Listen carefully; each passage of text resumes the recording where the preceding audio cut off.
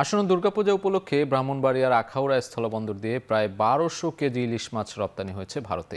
দুপুর 2:45টার দিকে আখাউড়া স্থলবন্দর দিয়ে ইলিশ মাছ বোঝাই 2টি পিকআপ ভ্যান ভারতের আগরতলা স্থলবন্দরে প্রবেশ করে।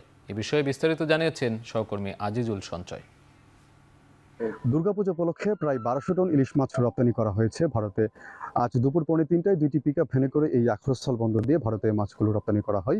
এগুলো যশোরের বেনাপোলের মোহতাব অ্যান্ড সন্স নামে একটি প্রতিষ্ঠান রপ্তানি করেছে। প্রতি কেজি মাছের রপ্তানি মূল্য $12.5 মূলত এই বন্দর দিয়ে 3টি প্রতিষ্ঠান ভারতে 90 টন ইলিশ মাছ রপ্তানির অনুমোদন পেয়েছে। আজকে এই মোহতাব অ্যান্ড সন্সের যে মাছগুলো এগুলোর কাস্টমসের ক্লিয়ারিং এর কাজ করেছে এই আখাউড়া স্থল বন্দরের C&F এজেন্ট সাকিয়াত কনস্ট্রাকশন। এই প্রতিষ্ঠানটির স্বত্বাধিকারী ফারুক মিয়ার সঙ্গে কথা বলেছিলাম। তিনি বলছেন যে তারা পূজার আর কিছুদিন বাকি আছে, তারা চেষ্টা করছেন যে এই পূজার আগের দিন পর্যন্ত যেন এই বন্দর দিয়ে তারা মাছ রপ্তানি করতে পারেন। তবে তিনি বলছেন যে এখন যেহেতু বাজারে ইলিশ মাছের একটি সংকট আছে, সেই ক্ষেত্রে তারা হয়তোবা রপ্তানির সমপরিমাণ ইলিশ মাছ তারা হয়তো ভারতে রপ্তানি করতে পারবেন না। তবে তারা চেষ্টা করছেন অন্তত রপ্তানির যে অনুমোদন আছে তার অন্তত অর্ধেক পরিমাণ মাছ যেন তারা ভারতে রপ্তানি করতে পারেন। আমরা কথা বলেছিলাম এই কাস্টমসের এখানকার যিনি কর্মকর্তা আছেন ওয়াহিদুজ্জামান খানের সঙ্গে। তিনি যেটি বলছেন যে মূলত রপ্তানি ক্ষেত্রে কোনো ধরনের শুল্ক সরকার পেয়ে থাকে না, শুধুমাত্র যেই রপ্তানি ক্ষেত্রে যে বৈদেশিক মুদ্রা আসে সেটি তারা এই সরকার পেয়ে থাকে। তবে এই এখানকার যারা বন্দর কর্তৃপক্ষ আছেন তারা কিন্তু যেহেতু মাছের যে পিকআপ ভ্যানগুলো এই বন্দরে প্রবেশ করেছিল, সেক্ষেত্রে পিকআপ ভ্যানের প্রবেশের ক্ষেত্রে তারা কিছু মাশুল তারা আদায় করেছে।